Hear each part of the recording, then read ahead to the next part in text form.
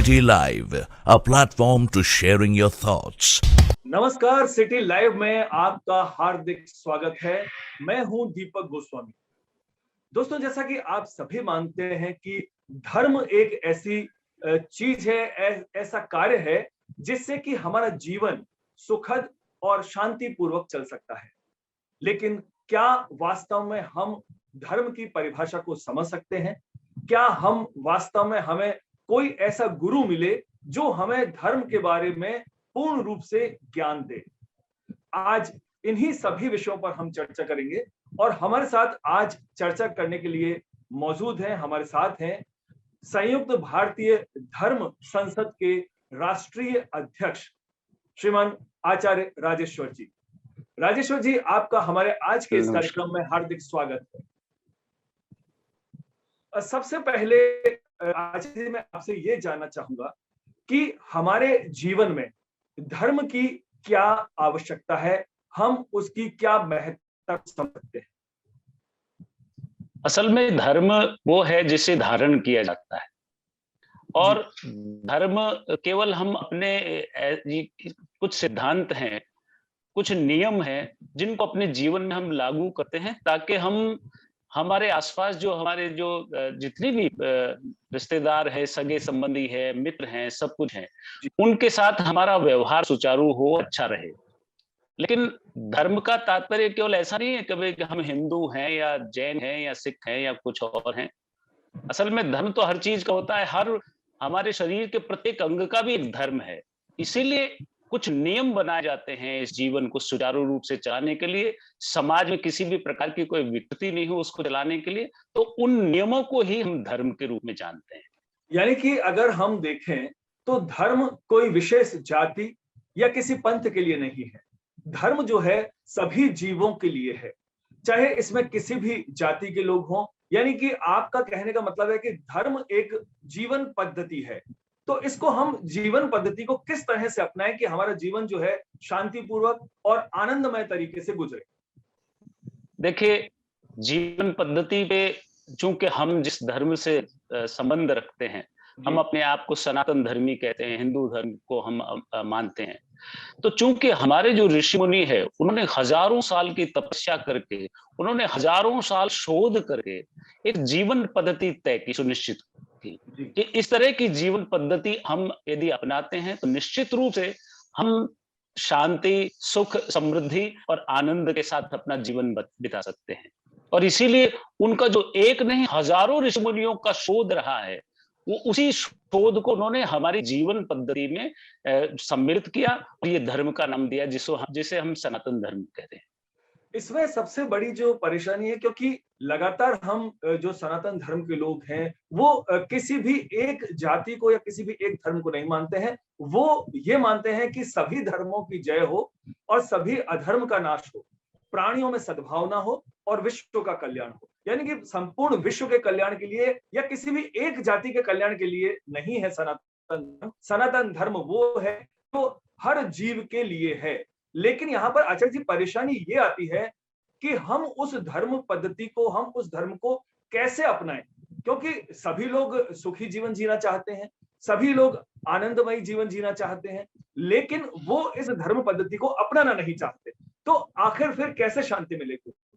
देखिए, हम लोग जो है, हमारे जो सनातन धर्म में हमारे जो ग्रंथ हैं, शास्त्र हैं, हम सबसे पहले वसुधैव कुटुंबकम की बात करते हैं। यानी पूरी वसुधा, यानी पूरी पृथ्वी के लोग हैं, वो एक परिवार है। तो सबसे पहले हमको मानव धर्म अपनाना चाहिए और एक मानव होने के नाते, चूंकि बुद्धिमान है हम, बुद्धि हमारे पास है, मानव के पास है, तो ऐसे में दूसरे जीव भी हमारे कारण दुखी नहीं हो, किसी प्रकार का कष्ट नहीं पाए, ये हमको विचार करना चाहिए। आपका देखिए क्या है, धर्म क्या है, अलग अलग जो है परिवेश में, अलग अलग जो है स्थानों पर अपनी अपने जीवन पद्धति के हिसाब से उन्होंने अपने कुछ सिद्धांत निश्चित किए हैं और उन सिद्धांतों की वो पालना करते हैं। तो इसका मतलब ये नहीं है कि मेरे जीवन में या मैंने अपने परिवार में या हमारे जो समूह है, समुदाय है, उनमें हमने जो नियम और सिद्धांत अपने लिए जीवन के सुचारू बनाने के लिए बनाए हैं, वो हम दूसरों पर जबरदस्ती थोपें। इसलिए आपका जो धर्म है आप अपनाएं, लेकिन दूसरे धर्मों के प्रति जो है निरादर का या जो है उनके प्रति घृणा का भाव नहीं रखें, सबसे प्रेम रखें, क्योंकि सबसे जो ऊपर जो सबसे बड़ा धर्म है वो है मानव धर्म। दूसरे मानव के प्रति हम जो है सहृदयता रखें, यही सबसे बड़ा धर्म है। बिल्कुल। आचार्य जी, आपने कुछ समय पहले शुरुआत की थी संयुक्त भारतीय धर्म संसद की, तो इसके पीछे मुख्य रूप से आपका क्या उद्देश्य रहा है? कौन-कौन कहाँ-कहाँ से लोग इसमें जुड़े हुए हैं और इसका प्रमुखतः जो उद्देश्य है, वो क्या है? देखिए, संयुक्त भारतीय धर्म संसद के का शुभारंभ हुआ लगभग 5 वर्ष पहले उज्जैन के महाकुंभ में, जहां पर अनेक जी, जो है साधु संत पहुंचे और उन्होंने एक चर्चा चली जो है बैठक में सभी संतों के बीच में, कि हमारे इस जो है हम जो हिंदू धर्म जिसको कहते हैं, हमारे हिंदुओं में सनातन धर्म में दुनिया भर के जो है धर्माचार्य हैं, धर्मगुरु हैं, शंकराचार्य हैं, लेकिन उसके बाद भी हमारे जो बच्चे हैं, हमारी आने वाली पीढ़ियां हैं, वो इससे हमारी संस्कृति से हमारे इस धर्म धार्मिक जो प्रवृत्तियां इन कर्म है उनसे टूटती जा रही, कटती जा रही। क्या कारण है कि इतने सारे उपदेशक इस देश में हैं हमारे, उसके बाद भी हमारे बच्चे उन उपदेशकों को जो है मानने को तैयार नहीं है, दूर जा रहे हैं, दूर बिल्कुल। जा रहे हैं, वो जो है इस संस्कृति से जुड़ नहीं रहे हैं। तो इसका और जबकि दूसरी जो संस्कृतियां हैं उनकी तरफ वो आकर्षित हो रहे हैं, तो उस समय विचार सबने अपने अपने विचार रखे और ये सुनिश्चित किया गया कि हमको कुछ ऐसा करना चाहिए ताकि हमारी आने वाली पीढ़ियां हमारे इस जो सनातन धर्म की वैज्ञानिकता है इसके महत्व को समझे।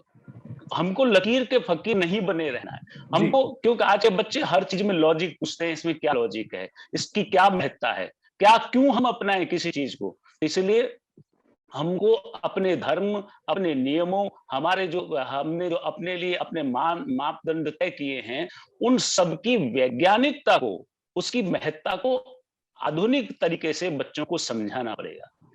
तो ये इसीलिए संयुक्त भारतीय धर्म संसद की स्थापना हुई, जिसमें हिंदू, जैन, सिख, बौद्ध चारों भारतीय धर्मों को सम्मानित किया गया है और पूरे भारतवर्ष से जैन मुनि भी इसमें जुड़े हुए हैं और इसके साथ ही दूसरे धर्मों के सभी धर्मों के लोग जुड़े हुए हैं। बद्रीनाथ से जो है धर्माधिकारी भुवन उनियाल, द्वारिका पीठ से जो है अश्विन भाई पुरोहित, करपात्री जी महाराज और भी बहुत सारे देश भर के संत, महंत, अधिकारी, कर्मचारी, राजनेता सब इससे जुड़े हुए हैं। गैर राजनीतिक रूप से ये काम करता है ताकि केवल जी। धर्म की बात हम करें। आचार्य जी, क्या आपको नहीं लगता कि जब सनातन धर्म में इतने धर्मगुरु हैं, इतने ज्ञानी हैं, उसके बावजूद भी हमारा जो युवा है, वो कहीं न कहीं पथ भ्रमित हो रहा है। तो क्या आपको नहीं लगता कि इसमें कहीं हमारे जो घर के बुजुर्ग हैं या हमारे जो धर्मगुरु हैं, उनकी कहीं न कहीं कोई कमी नज़र आती है कि हम हमारे युवाओं को सही मार्गदर्शन नहीं दे पा रहे हैं? देखिए, इसमें धर्म गुरुओं की भी कमी है और हमारे जो परिवार के बुजुर्ग हैं जिनको हम अपने माता पिता या जो हमारी जो वर्तमान पीढ़ी है, जो पिछली पीढ़ी है, उन दोनों का ही इसमें कमी है।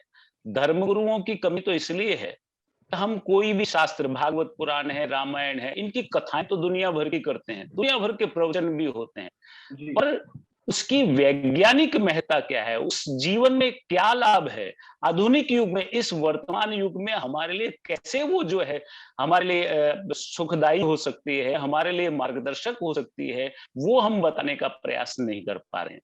केवल कथाएं कर दी, भीड़ इकट्ठा हो गई, प्रसाद बट गया, भंडारे हो गए, उससे काम नहीं चलने वाला है। बच्चे मानने वाले नहीं है, हर चीज के प्रति पूछते हैं कि क्यों हम करें, क्यों हम आरती भगवान की उतारें, क्यों हम यहाँ बिल्कुल। इस प्रवचन को, सत्संग को सुने, क्या है इसका उद्देश्य। तो इन सब चीजों को असल में हजारों वर्षों के हमारे जो ऋषि मुनियों का शोध है, उस शोध को हमको इनके सामने रखना पड़ेगा, लेकिन उसके लिए हमको खुद को शोध करना पड़ेगा, हमको इन धर्म ग्रंथों को पढ़कर समझना पड़ेगा, इनकी वैज्ञानिक महत्ता को समझ करके फिर हम आने वाली पीढ़ियों को उसका संदेश पहुंचाएं। और जब ऐसा होगा तो अपने आप ही वो जुड़ने लग जाएंगे, बिल्कुल। क्योंकि हमारे अच्छा जी, धर्म ग्रंथ तो विज्ञान है।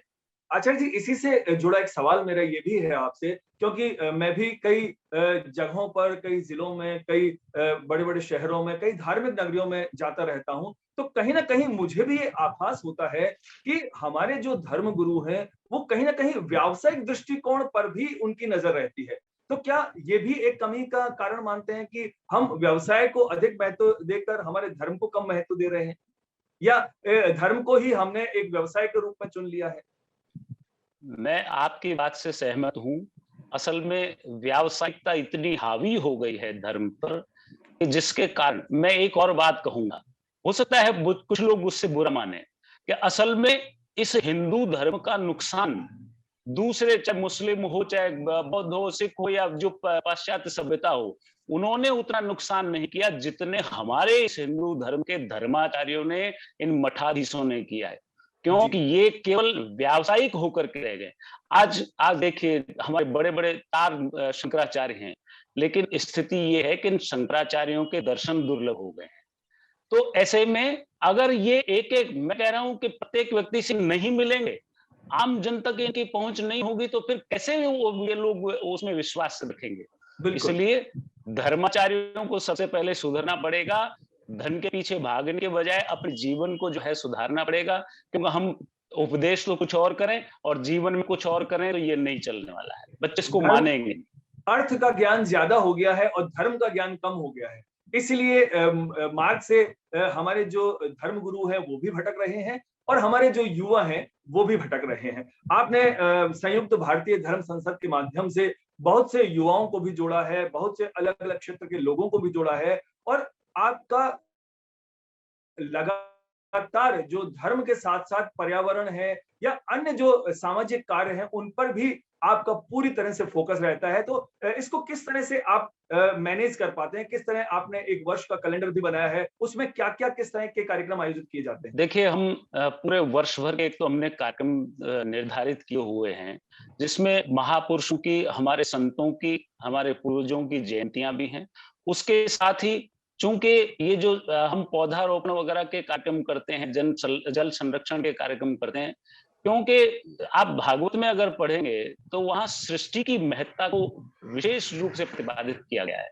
जी अगर सृष्टि है तो मानव है, अगर सृष्टि नहीं रहेगी, अब देखिए आज जलवायु परिवर्तन के चलते जो है, जहां बर्फ नहीं पड़ती थी वहां बर्फ पड़ने लगी है, जहां नदियां नहीं बहती थी वहां पर नदियां बहने लगी है।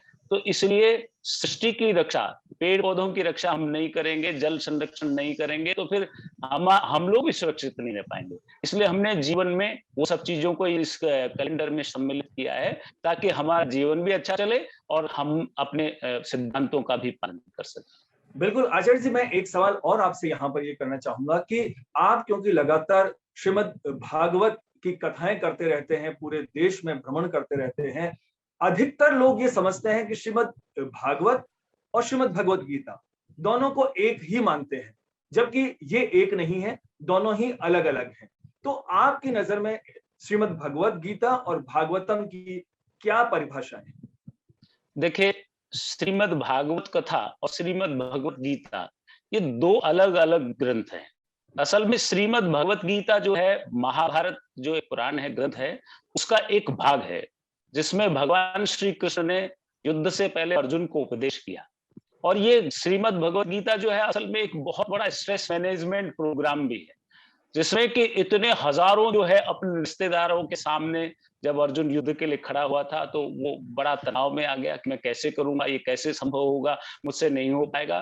तो मैं कहता हूं कि आजकल जो हम स्ट्रेस मैनेजमेंट के प्रोग्राम चलाते हैं, उस समय का सबसे बड़ा स्ट्रेस मैनेजमेंट प्रोग्राम था जो भगवान श्री कृष्ण ने अर्जुन के लिए संपादित किया, और उसको उस तनाव से निकाल कर युद्ध के लिए प्रेरित किया, अपने कर्म के लिए प्रेरित किया। दूसरी बात, जो श्रीमद् भागवत कथा है, असल में श्रीमद् भागवत कथा 18 पुराणों में से एक पुराण है, जो अंत में लिखा गया महर्षि वेद व्यास के द्वारा जी और इसीलिए जितने भी पुराणों का जो सार है, वो सारा सार जो है समेट करके उन्होंने श्रीमद् भागवत शास्त्र में समाहित किया वेद व्यास जी महाराज ने। तो इस तरह से श्रीमद् भगवत गीता भी उन्हीं वेद व्यास के द्वारा होता था और श्रीमद्, लेकिन ये दोनों अलग अलग ग्रंथ हैं। श्रीमद् भगवत गीता को उपनिषद का स्वरूप माना गया है और श्रीमद् भागवत कथा को महापुराण का स्वरूप माना गया है। निश्चित तौर पर हम ये देख सकते हैं कि अगर आपको अपना तनाव दूर करना है या फिर दुनिया के किसी भी सवाल का कोई जवाब चाहिए, तो आप श्रीमद् भगवत गीता के अंदर उस सवाल के जवाब को ढूंढ सकते हैं। और यहाँ तक कि मैं अभी कुछ दिन पहले भी पढ़ रहा था कि अमेरिका ने अपने 80% जो यूनिवर्सिटीज है मैनेजमेंट की, उसमें भी श्रीमद् भगवद गीता को शुरू कर दिया है, लागू कर दिया है। यानी कि श्रीमद् भगवद गीता से ही अमेरिका में मैनेजमेंट पढ़ाया जा रहा है, जबकि जहां से श्रीमद् भगवद गीता की उत्पत्ति हुई थी, हमारे देश से इसकी शुरुआत हुई थी, भगवान श्री कृष्ण द्वारा अर्जुन को उपदेश दिया गया था, हम लोग इससे दूर जा रहे हैं और विदेशी लोग, जो पाश्चात्य लोग हैं, वो इसके करीब आ रहे हैं। तो इसके पीछे भी क्या कारण मानते हैं आप आचार्य जी? देखिए, असल में क्या है, प्रबंधन का एक समग्र ग्रंथ है गीता, और इसमें सब कुछ है। प्रबंधन की सारी प्रक्रियाएं हैं। असल में क्या है, आज के जीवन में इसमें कहा है, देखिए सबसे महत्वपूर्ण बात है, इसमें कर्म को प्रधानता दी गई है, लेकिन साथ में ये भी कहा है कि भाई कर्म प्रधान होने के चलते कहीं तुम ऐसा मत समझ लेना कि तुम जो करोगे उससे वही सब कुछ है।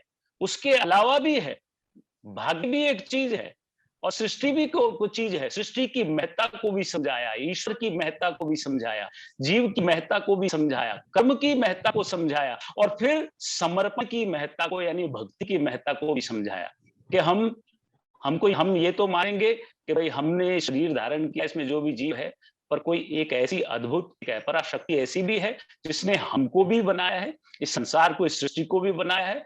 तो इसलिए हमको जो है उसके प्रति समर्पण का भाव भी रखना पड़ेगा। तो इसलिए मैं कहता हूं कि समग्र ज्ञान इसमें भगवद गीता में समेट कर रखा हुआ है। इसलिए प्रबंधन के बहुत सुंदर ग्रंथ है जी। श्रीमद् भागवतम जो है उसमें अष्टांग योग और आधुनिक विज्ञान को भी समाहित किया गया है, क्योंकि हम लगातार देख रहे हैं कि आजकल योग का महत्व बढ़ गया है। लेकिन क्या योग हर व्यक्ति कर सकता है? क्योंकि इसमें यम नियम की पालना भी की जाती है, उसमें खाने पीने का ख्याल रखा जाता है, उसमें हर सात्विक वस्तु का ख्याल रखा जाता है। तो आप क्या मानते हैं कि वर्तमान में जो बहुत सी जगह ट्रेनिंग स्कूल खोल दिए गए हैं योग के, तो क्या वो सही तरीके से, सही यम नियम से योग को सिखा रहे हैं, या वो हमें कहीं और ले जा रहे हैं? देखिए, इसमें देखिए दो चीजें हैं। आपने श्रीमद् भागवत शास्त्र से बात शुरू की है और फिर अष्टांग योग की बात की है। आज असल में क्या है कि श्रीमद् भागवत शास्त्र की अगर वैज्ञानिक महत्व की बात करें तो असल में हमारे जो पूर्वज हैं, ऋषि मुनि हैं, उनके शोधों का एक संकलन है श्रीमद् भागवत शास्त्र। दुनिया भर के शोध हुए और उन शोधों को संकलित किया श्रीमद् भागवत शास्त्र के रूप में। भागवत शास्त्र असल में एक ऐसा ग्रंथ है जिसमें सभी प्रकार के दर्शनों को समाहित किया गया है, सभी प्रकार की भक्ति को समाहित किया गया है, जितने भी अनुग्रह है, मर्यादा मार्ग, उन मार्गों की विवेचना इसमें की गई है। तो इस प्रकार से ज्ञान, भक्ति, वैराग्य सब कुछ इसमें समाहित है। लेकिन इसके साथ ही साथ हमको एक चीज को समझना पड़ेगा कि हमारे जितने भी धर्म ग्रंथ हैं असल में ये प्रतीकात्मक रूप से लिखे गए हैं। कहानियों के माध्यम से हमको दुनिया भर के शोधों से की जानकारी इसमें दी गई है। श्रीमद् भागवत शास्त्र में एक कथा आती है त्रिशंकु की। असल में त्रिशंकु की कथा रॉकेट के निर्माण की विधि है, जो हूबहू बाद में जो है, जो कई देशों ने उस पर अमल किया। जिस प्रकार त्रिशंकु का मतलब रॉकेट ही है जिसके 3 शंकु हों, तो रॉकेट के निर्माण में कितनी अग्नि की जो है, कितने टेम्परेचर पे क्या किया गया, कौन कौन सी जो है उसमें वस्तुओं का उपयोग किया गया, सारा ये त्रिशंकु की कथा में लिखा गया है। और ये जो आजकल उपग्रह की स्थापना की गई है, हमारे महर्षि विश्वामित्र ने तो उपग्रह उसी समय जो है स्थापित कर दिए थे। तो वायुयान, दुनिया भर के जो है ये यानों की कथा, दुनिया भर के शोधों की कथा है। तो ये एक संकलन है जिनमें पता नहीं कितने शोध समाहित है, लेकिन वो कथा कहानियों के माध्यम से सरल तरीके से हमको समझाने का प्रयास किया गया है। बस कमी इतनी से रह गई है कि हम उसको समझ नहीं पा रहे हैं और लोगों को समझा नहीं पा रहे। पहली बात, आप सोचिए इसी भागवत कथा में जो है अष्टांग योग की बात कही गई। आपने एक बहुत सुंदर बात उठाई कि आज घर घर में हम लोग योग कर रहे हैं। बिल्कुल। देखिए, योग अलग चीज है और आसन और ये प्राणायाम एक छोटा सा हिस्सा है उस अष्टांग योग का। क्योंकि आज दुनिया भर के लोग कहते हैं हम ध्यान कराते हैं, ध्यान कीजिए, ध्यान कीजिए। असल में वो ध्यान है ही नहीं। लेकिन यहाँ तो एक तरह से खिचड़ी बना दी गई है सब चीजों को। खिचड़ी बना दी गई, खिचड़ी बना। ध्यान तक पहुंचने के लिए वो हमेशा बीमार व्यक्ति के लिए होती है, स्वस्थ व्यक्ति के लिए नहीं होती है। तो इसको किस तरह से हम मार्ग पर लेकर आए जिससे कि हमारे जो योग हैं वो पूर्ण तरीके से हमें लाभ दे पाए? देखिए, अगर योग को हम जीवन में उतारते हैं, जीवन में सम्मिलित करते हैं, तो मैं कहता हूं कोई बीमार होगा ही नहीं। योग जो है शारीरिक रूप से भी और मानसिक रूप से भी व्यक्ति को रोगों से बचाता है, और रोग हो भी जाते हैं तो स्वास्थ्य लाभ भी प्रदान करता है। जैसे आपने यम नियम की बात कही, अब जो यम है उस यम का ही सबसे पहला चरण है सत्य। अब सबसे बड़ी समस्या क्या है आजकल वर्तमान में? सत्य की है। आज लोग सत्य नहीं बोलते, जो है झूठ बोलते हैं। और आज मैं आपको बता दूं, स्ट्रेस का सबसे बड़ा कारण झूठ है, क्योंकि झूठ को याद रखना पड़ता है, सत्य को कभी याद नहीं रखना पड़ता है। सच जो है, सत्य कल जो था वही आज भी है, वही कल भी रहेगा, लेकिन झूठ के विकृत होने का यानी उसके बिगड़ने का डर रहता है, इसलिए आदमी याद रखता है। अब आप सोचिए, एक दिन में 5 झूठ बोले तो महीने के 150 झूठ हो जाते हैं, और आप सोचिए साल भर में कितने झूठ होंगे। अब चाहे हमारा कितना ही सुपर कंप्यूटर हो हमारा मस्तिष्क, लेकिन उसका भी तो कोई निश्चित सीमा होगी। 1000, 2000, 5000, 20000 जीबी की डेटा लिमिट होगी उसकी। बिल्कुल। तो हम इसलिए आज जो है आप देखिए, स्ट्रेस के कारण जो है डायबिटीज, हार्ट की दुनिया भर की बीमारियां, डिप्रेशन, जाने कितने रोग होते हैं स्ट्रेस के कारण। और स्ट्रेस का सबसे बड़ा कारण आज झूठ बोलना है। इसलिए यम नियम को अगर हम जीवन में थोड़ा थोड़ा भी समाहित करेंगे, सत्य है, अहिंसा है, किसी भी प्रकार की हिंसा नहीं मैं करना। यही आचार्य जी कहीं पढ़ रहा था पुस्तक के अंदर कि योग के लिए सबसे पहले आवश्यक है यम नियम की, और अगर हम यम नियम की पालना नहीं करते हैं तो उस योग का हमारे ऊपर गलत असर पड़ेगा। जिस तरह हम अगर कोई मेडिसिन है, कोई दवाई है, वो सही डॉक्टर की सलाह से नहीं लेंगे तो वो दवाई हमें नुकसान देगी। अगर हम सही तरीके से लेंगे तो वही दवाई हमें फायदा देगी। तो कहीं ना कहीं हमें ये लगता है कि जो आजकल जो योग सभी योग गुरु बनकर सामने आ रहे हैं, तो कहीं ना कहीं यम नियम की पालना नहीं होने से भी बीमारियां, दिक्कतें और परेशानियां लगातार बढ़ती जा रही है। तो इसकी रोकथाम के लिए जो हमारा संयुक्त भारतीय धर्म संसद है, उसको भी आवाज उठानी चाहिए। निश्चित रूप से हम लोग जो है इन सब चीजों पर काम कर रहे हैं। हम लोगों को जो है इन धर्म ग्रंथों की वैज्ञानिक विवेचना करके समझाने का प्रयास कर रहे हैं। योग क्या है, ध्यान क्या है, प्रत्याहार क्या है, धारणा क्या है, समाधि क्या है, यम नियम क्या है, ये भी हम लोग जो है विभिन्न सम्मेलनों के माध्यम से, गोष्ठियों के माध्यम से समझाने का प्रयास करते हैं। देखिए, जैसे हमने कहा, आप यम नियम की बात चल रही थी, तो नियम में कहा शौच, संतोष, तप, अब स्वाध्याय, ईश्वर प्रणिधान। अब शौच यानी पवित्रता नहीं होगी। हम सवेरे उठे और उठ करके बिना ब्रश किए, बिना कुला किए, बिना मुंह धोए अगर आसन और प्राणायाम करने लगे तो वो हमारे लिए लाभदायी नहीं रहेंगे। इसलिए भीतर और बाहर की पवित्रता भी होनी चाहिए, मन में संतुष्टि का भाव भी होना चाहिए, और जो काम कर रहे हैं उसके प्रति समर्पण का भाव और विश्वास का भाव भी होना चाहिए। तभी जाकर के हमको उस योग का ध्यान का लाभ मिल सकता है। निश्चित रूप से। और इसके लिए विशेष रूप से हमें खाने पीने का भी ख्याल रखना चाहिए, क्योंकि सात्विक भोजन इसके लिए अति आवश्यक है। लेकिन आजकल हम देख रहे हैं कि चाहे ब्राह्मण समाज हो या किसी भी तरह के लोग हो, वो सात्विक भोजन को छोड़कर तामसी या राजसी भोजन की ओर दौड़े जा रहे हैं। उससे भी कहीं ना कहीं स्वास्थ्य पर बहुत बुरा प्रभाव पड़ता है। यही सबसे बड़ी गलती हो रही है हमारी आज की युवा पीढ़ी से। अब युवा पीढ़ी से छोड़िए, हम लोग भी जो है, जो 50 के पार जो लोग हैं, वो भी जो है पथभ्रष्ट हो गए हैं। अगर जीवन में सुखी रहना है तो सबसे पहली आवश्यकता है आपकी दिनचर्या शुद्ध हो, दिनचर्या सही हो, सही समय पर सूर्योदय से पहले या सूर्योदय तक उठ जाना, और फिर सभी प्रकार से जो है अपने नित्य कर्मों से निवृत्त होना, ये सारी चीजें, समय पर भोजन करना और सात्विक भोजन करना, जो है, जो अभक्ष है उनका भी भक्ष करेंगे। अब आज जो है, कहाँ तो पहले हमारा तो मैं कह रहा हूँ कि हमारी जो व्यवस्थाएं पुरानी रही है वो तो इतनी समृद्ध थी कि पूछिए मत। तभी तो आज दुनिया भर के लोग हमारी भारत की जो है लोगों की दिनचर्या को अपनाने लगे हैं। आज जो चीजें हम ग्रहण करना शुरू कर रहे हैं, जिनको हमने प्रारंभ किया है, उनको वो जो है दूसरे देशों के लोग हमसे सीख करके, समझ करके छोड़ रहे हैं। इसलिए दिनचर्या, सात्विक भोजन, इन सब चीजों को जब तक जीवन में नहीं उतारेंगे, मानसिक रूप से और शारीरिक रूप से हम स्वस्थ होने की बात भी नहीं सोच सकते। बिल्कुल। जिस तरह की लगातार पूरे विश्व में महामारी बढ़ रही है, अलग अलग तरह की महामारी लगातार आती जा रही है, इन सभी से बचने के लिए भी हमको सनातन धर्म की जो पद्धति है उसको कहीं ना कहीं अपनाना पड़ेगा। और चलते चलते आचार्य जी, मैं आपसे ये कहना चाहूंगा कि आप क्योंकि संयुक्त भारतीय धर्म संसद के राष्ट्रीय अध्यक्ष हैं, तो चलते चलते आप हमारे समाज को या जितने भी विश्व में हमारे समाज हैं, जो अलग अलग तरह के लोग हैं, उनको आप क्या संदेश देना चाहेंगे? देखिए, वर्तमान में सबसे महत्वपूर्ण बात है, जैसे कोरोना जैसी महामारी का अभी जो है प्रभाव पूरी दुनिया भर में है। लेकिन हमने देखा होगा कि 100 लोगों में यदि बीमारी हुई है तो उनमें से 1 या 2 लोगों की मृत्यु हुई है, बाकी 98 लोग जो है स्वस्थ भी हुए हैं। और उनमें से मैं समझता हूं कि 80 लोग ऐसे होंगे जिनको कोई प्रभाव नहीं रहा है। इसका अर्थ है कि जिनकी रोग प्रतिरोधक क्षमता अच्छी रही है, जिनकी इम्यूनिटी अच्छी रही है, रोगों से लड़ने की ताकत जिनकी अच्छी है, उन्होंने इस महामारी के समय में भी अपने आप को बचाए रखा।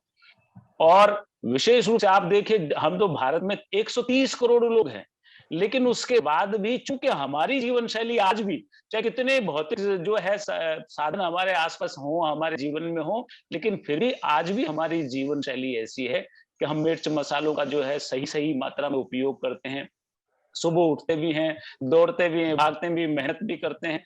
तो आज भी हमारी जीवन शैली ऐसी है कि जिससे हमारी रोग प्रतिरोधक क्षमता अच्छी है। इसलिए सबसे महत्वपूर्ण यही है कि दिनचर्या को सुधारें, सात्विक भोजन करें और फिर हमारे हमारे जो धर्म और संस्कृति की बातों को समझने का प्रयास करें। और हम स्वयं पहले समझें और उसके बाद आने वाली पीढ़ियों को भी समझाएं, उनको संस्कार बताएं। कि पहले आप देखिए कि पुराने समय में जो है लोग जूते चप्पल उतारते घर के बाहर, फिर घर में प्रवेश करते थे। क्यों? वो इसलिए कि बाहर की गंदगी नहीं, बाहर की नकारात्मकता भी घर में प्रवेश नहीं करे। इसलिए जूते चप्पल हाथ पैर धोकर के घर में आदमी प्रवेश करता था। तो रोग इस प्रकार के जीवाणु घर से जो बाहर हमें मिल भी जाए, हमारे शरीर से चिपक भी जाए, तो हम वो घर में प्रवेश ही नहीं करें। इसलिए हमको अपने संस्कृति, अपने संस्कारों और अपने धर्म पर जोर देना पड़ेगा। हमको समझना पड़ेगा कि ये केवल मिथ्या चीजें नहीं है, ये रूढ़िवादिता नहीं है, ये अंधविश्वास नहीं है, इसमें बहुत सारी ये संपूर्ण विज्ञान है, समग्र विज्ञान है, जिस पर दुनिया भर के शोध हमारे पूर्वजों ने किए हैं। ये ऐसे ही अलग चीजें नहीं। जी, आचार्य जी, देखिए, हालांकि सवालों का तो सिलसिला लगातार जारी रहेगा, बहुत से सवाल ऐसे हैं जो आपसे करने भी हैं, लेकिन यहाँ पर मुझे चलते चलते एक अंतिम सवाल जो है वो हमारे देश की और जनता भी जानना चाहती है कि लगातार हम धर्म परिवर्तन की बात को भी देखते आए हैं, पढ़ते आए हैं अखबारों में कि लगातार जो हिंदू समाज के लोग हैं, जिनको हम हिंदू धर्म के लोग कहते हैं, वो कहीं ना कहीं अधिकतर धर्म परिवर्तन की ओर अग्रसर है। तो इसके पीछे आप क्या कहना चाहेंगे कि आखिर हिंदू ही धर्म परिवर्तन क्यों कर रहा है? देखिए, इसका सबसे बड़ा कारण असल में हमारे बीच में जो है भिन्न भिन्न जातियों के रूप में हम लोग बट चुके हैं।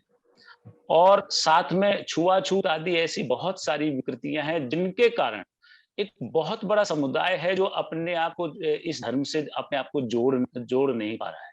उसका कारण ये कि छुआछूत, ये दूरियां, जिसके कारण हम, जबकि होना ये चाहिए था कि धर्म से हमें प्रत्येक जो है सनातन धर्मी को जोड़ना चाहिए, प्रत्येक हिंदू को जोड़ना चाहिए, उसे उतना ही आदर देना चाहिए, उसको समझाना चाहिए। तो मानव से बड़ी कोई चीज नहीं है। वो चाहे किसी भी जाति में, किसी भी धर्म में पैदा हुआ हो, वो मानव है।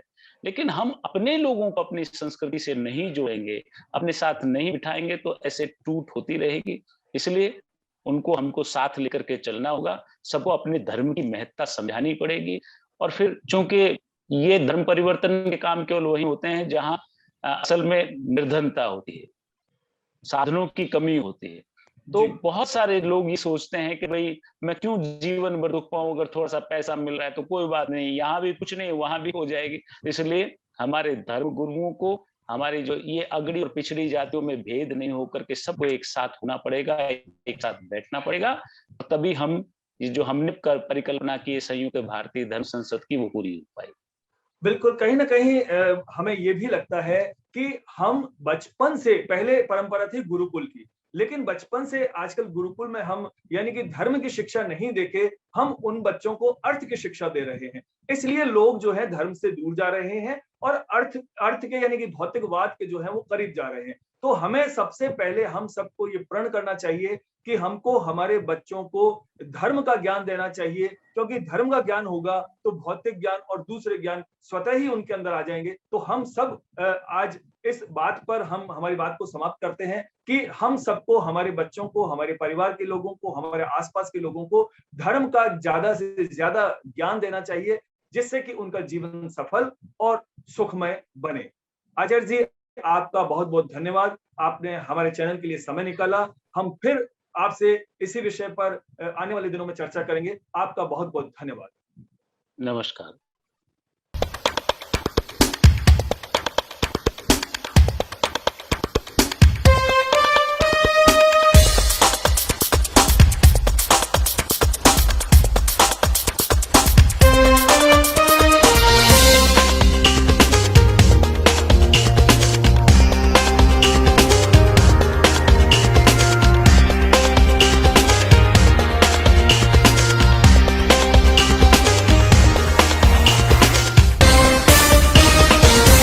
City Live, a platform to sharing your thoughts.